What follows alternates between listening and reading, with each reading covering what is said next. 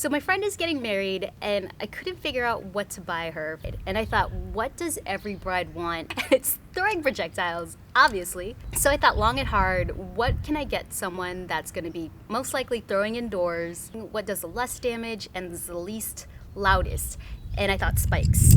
Spikes and bo-shuriken are my favorite projectiles for throwing indoors because they're virtually soundless. And when it does ricochet, there's not so much energy that it's going to ricochet into a wall. It'll probably just fall soundlessly. So I decided to get her these Java-Lite spikes. They used to be called the 528s, and I did a video on these a long time ago, but since then the style has changed, so hers is going to look slightly different than mine. I noticed that these Java-Lite spikes are a little bit more rounder, whereas hers are more angular. I also thought I can't give her this gift and think she's just gonna figure out how to throw them on her own. I had to make a video. Here are my tips for any beginner knife thrower or spike thrower in this case.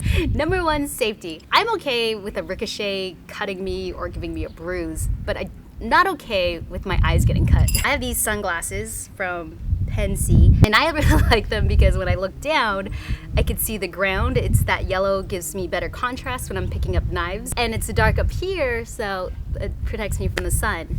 Now, when it's cloudy outside and I don't need to wear sunglasses, or if you're throwing indoors, you can get a pair of these glasses. These are actually gamer glasses, and they have a slight yellow tint to them. They're called gamer glasses because if you are playing video games all day, you might get eye strain, but it's particularly helpful for those that are looking at computer screens all day, and this actually blocks out some of that blue spectrum. Secondly, for maintenance purposes, I use a file, and the file is used to grind out any burrs that may occur when I'm throwing. A burr is when a shard of metal kind of gets bent up when you're throwing. Usually it happens when two knives collide and dig into one another. If you leave that burr there and you keep throwing, it will start to rip up your hand. And I've done that several times where I just you see little minuscule like cuts all over my hands. So to avoid that, if you feel a burr, make sure to grind it down. So the next thing you need for throwing, and the most important thing, is a target.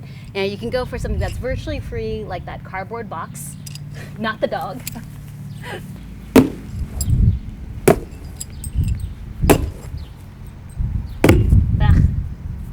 Or you can get a archery target that costs a little bit more. Oops.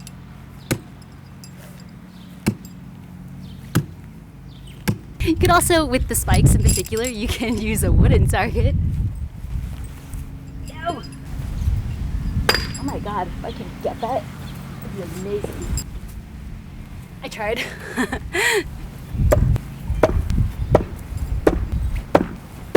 So you could use a wood target like this, but for bo-shuriken and spikes, these targets are the best. They sell them for gyms, for the bottom of garage floors, and they're perfect for throwing because they're self-healing and more forgiving than wood. How I put these together, I just got some hardware. I have a bolt, washer, nut, hooked up to some wood, and then I suspended it on the back of my target. At the dojo that I went to, they just had these nailed to the wall, and if it's suspended in particular, you won't get any crazy ricochets because all that energy will be absorbed into the target. So let's see some throws.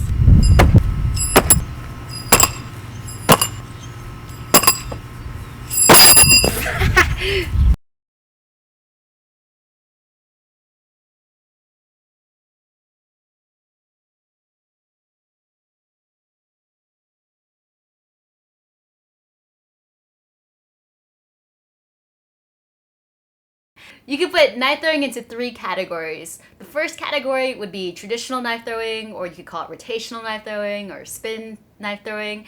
The second category would be no spin, and then there's instinctive knife throwing. In my opinion, traditional knife throwing is the easiest out of those three styles. The reason being is that the throw remains the same each time. The difference being is depending on the distance you are from the target, you may be holding by the blade for a half spin throw, or the handle for a full spin throw. For example, to complete a half spin using these spikes, I would stand or sit 1.75 meters from the target.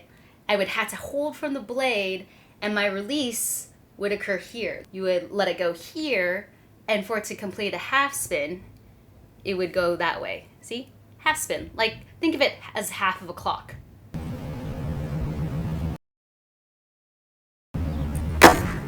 Okay, so to do a half spin, I would have to be 1.75 meters, throw by the blade. Ugh. These are so hard to throw. Spikes are not meant for rotational throwing. They're kind of hard to handle. Let's say I decided to do the same throw from like 1.25 meters with the blade, right? It can't complete the rotation. It can't complete a half spin. It's only doing a quarter spin maybe right now. You don't have as much freedom to move around with rotational knife throwing. Now, no spin knife throwing, you do have the freedom to move around, but your throw and your release has to change the farther you move back. No spin knife throwing is a misnomer. There is a spin, but it's a very small spin. It's a quarter spin.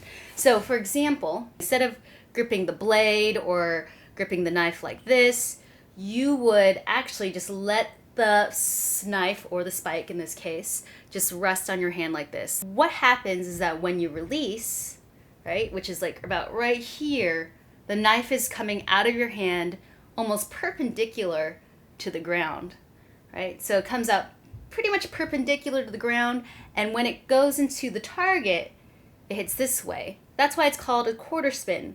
Think of it as like a quarter of a clock. It's moving that way, like 15 minutes. Quarter spin. I could throw the spike from 1.25 meters, right? I can go back to 1.5 meters. I can go back to 1.75 meters. You know, I can go back to 2 meters. You know, and all I did was just minuscule changes to my release and my throw. But do you see how much freedom I have to move around? This is why I love no spin throwing. Now, the difference between instinctive knife throwing and no spin knife throwing, there really isn't much of a difference. Instinctive knife throwing actually incorporates no spin throwing, and let me explain. So when I was throwing yesterday, I reached a wall with my spikes, meaning I couldn't throw past 4 meters. Around 4 or 4.5 meters, I saw that the spike at the very end of its flight path would hit my target like this, right? So what you can do, what instinctive knife throwing would show you, is that, hey, if you're hitting that wall, why don't you just complete the rotation? So what I did, instead of standing at 4.5 meters, I stepped back a meter, so I was at like 5.5 meters.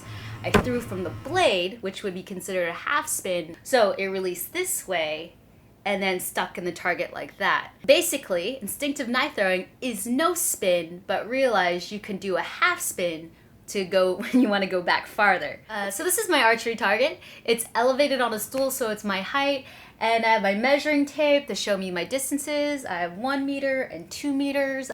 If you set up a measuring tape, it's a better way to help you know what type of throw you should be using at what distance. And I threw yesterday, and because I didn't make the proper precautions, I didn't add a backdrop, I actually got a little bit of damage to my drywall.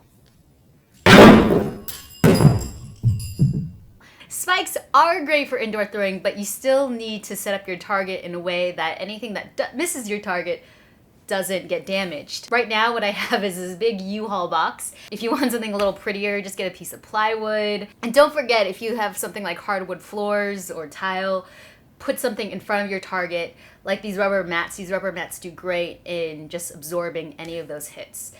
So if you're wondering why I'm sitting down in my room throwing, I'm doing it because if you take your legs out of the equation, you could focus more on the brushing of the spine of the spike.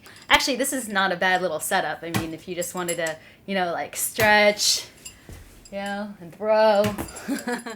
When throwing projectiles that are as light and as small as spikes, or even these uchibari, which are really small, it requires some finesse.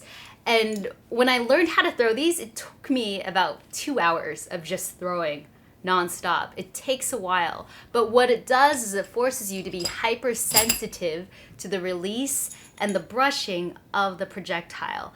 If you can successfully no-spin a spike, you should be able to no-spin a knife, no problem. I usually don't recommend spikes for beginners because they're a bit small and it does take a while, which for some people, they just might give up and not try it again. But once you get it, once you actually get a feel for it, it's addicting. Like, for example, with these uchibari, I mean, it's just, whoops, very simple, very light, very nice. I just want you to keep that in mind because it's not the same as no spinning a knife. When you no spin a knife, you can manhandle it, you can force it in. Maybe you don't have to really worry as much as brushing. You could just flip it over and spear throw it, if you will. Spikes, a little different, a little bit more of a feeling of that spike leaving your fingertips. Now, keep in mind, I'm not a long distance no spin thrower. I'm not lobbing throws and hitting 50 feet marks like knife shuriken. But this is what works for me from throwing up to between 5 meters and sometimes up to 7. There is room improvement for my technique. But here is how I grip the knife, or the spike in this case. Take your hand, cup it ever so slightly, and place the end of the spike in the palm. Bring your spike up, secure it with your thumb by wrapping it around, just like so.